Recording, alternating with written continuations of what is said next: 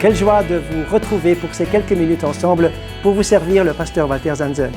Le thème choisi, au lendemain d'une déception. Nous le savons tous, la vie réserve bien des déceptions, que ce soit les événements, que ce soit aussi les gens, que ce soit nos attentes, que ce soit dans les projets.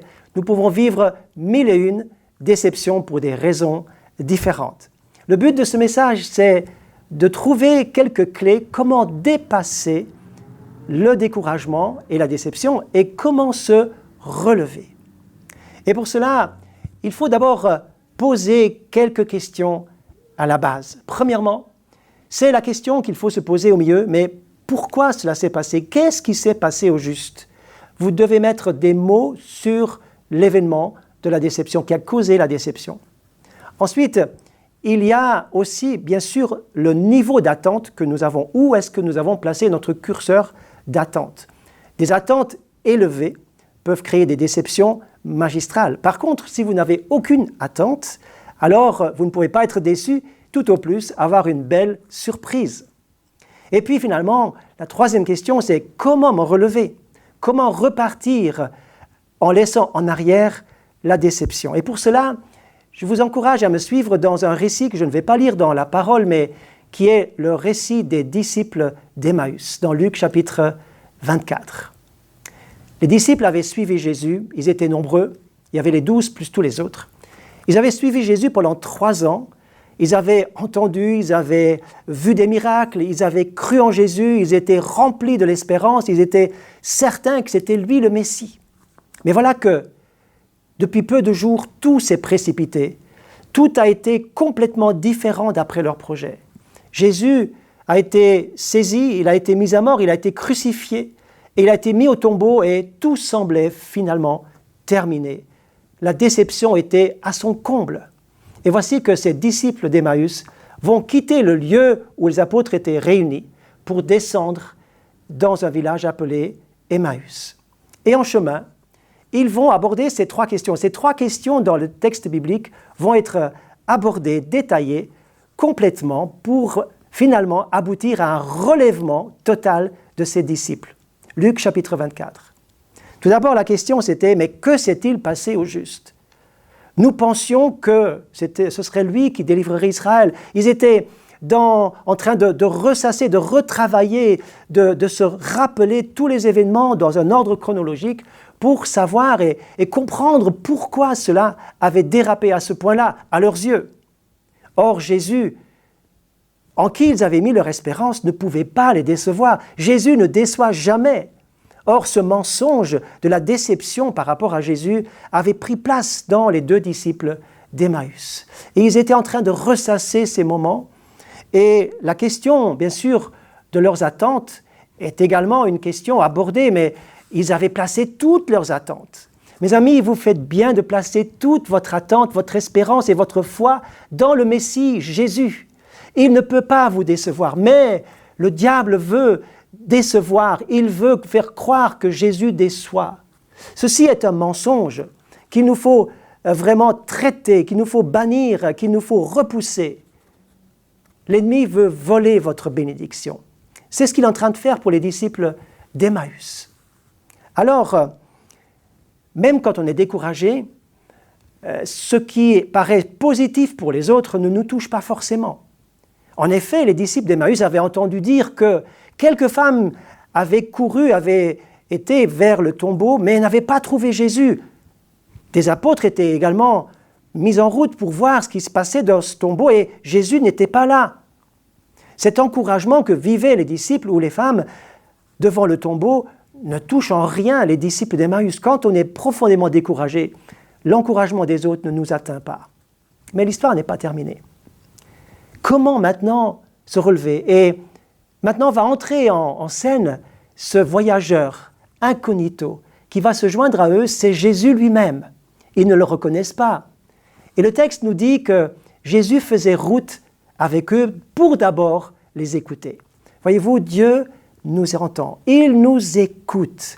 Vous pouvez déverser votre cœur, vous pouvez vider votre sac devant le Seigneur. Il prend garde à ce que vous dites et il recueille vos déceptions. Jésus va donc les écouter. Ensuite, Jésus va dire ceci. Mais vous êtes lents à croire. Vous allez me dire, mais une personne découragée, c'est pas ce qu'il faut dire. Détrompez-vous. Ils ont besoin d'être secoués pour être remis sur les rails. Ils ont besoin d'une secousse pour ne pas rester enfermés dans leur déception. Car la déception peut nous enfermer sur nous-mêmes, peut nous rendre égocentriques. Pauvre de moi, pourquoi est-ce que personne ne m'aime? Pourquoi personne ne m'écoute? Pourquoi ça n'arrive qu'à moi? Qu'est-ce que j'ai fait de faux? Et Jésus va les prendre par la main, par le cœur, par leur intelligence, pour leur dire, il va leur raconter les Écritures. Écoutez, au verset 27, il est dit, en commençant par Moïse et par tous les prophètes, il leur expliqua dans toutes les Écritures ce qui le concernait.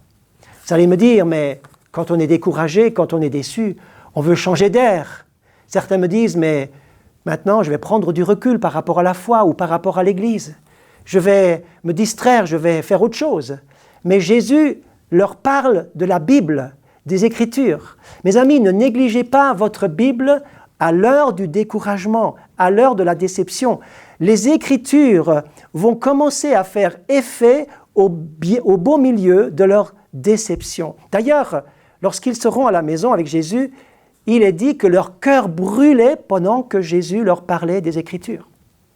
L'Écriture a un effet puissant, miraculeux sur le cœur découragé. Mais ce n'est pas encore tout. Alors que les disciples écoutent la parole, n'interrompent pas Jésus. Parce que, voyez-vous, lorsque vous êtes au centre de votre découragement et de votre déception, vous avez encore de la volonté. La volonté que vous avez suffira pour vous mettre à l'écoute du Seigneur. Et le tout dernier point est celui-ci. C'est qu'ils ne sont pas relevés pour autant parce que Jésus les a écoutés, parce qu'ils ont débattu de leurs problèmes, parce qu'ils ont compris plus ou moins de quoi il s'agissait et pourquoi. Mais le relèvement va se faire à partir du verset 29, où ils vont dire « Reste avec nous ». Voyez-vous, vous devez avoir un désir ardent que Jésus reste avec vous, que Jésus rentre chez vous, que Jésus vienne à la maison chez vous, que Jésus finalement soit intégré dans votre vie, que Jésus s'approche, approchez-vous de Dieu et il s'approchera de vous. Suppliez et demandez au Seigneur, reste avec moi. Seigneur, sois avec moi. Seigneur, je m'approche de toi. Viens manger chez moi à la maison. Tu es le bienvenu chez moi. Je veux de toi, je veux de ta personne.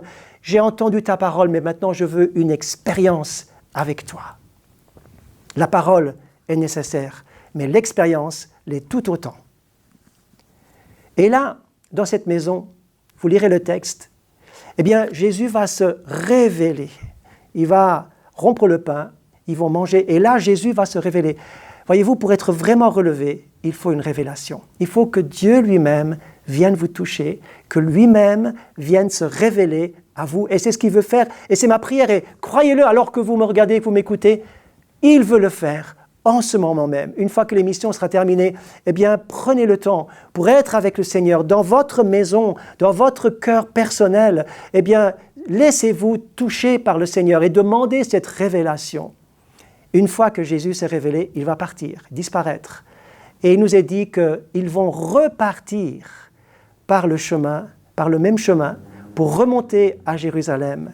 Ils seront dynamisés par une force, une puissance surnaturelle. Ils vont être chargés de courage et de force que dans la nuit même, ils vont reprendre la route dans le bon sens. Mes amis, c'est la parole que j'avais pour vous. Ne laissez pas la déception miner votre vie, plomber votre vie. Mais le Seigneur est là, à vos côtés. Il fait route avec vous pour vous relever et vous donner du courage afin que vous puissiez reprendre votre route. Alors bonne route et à bientôt.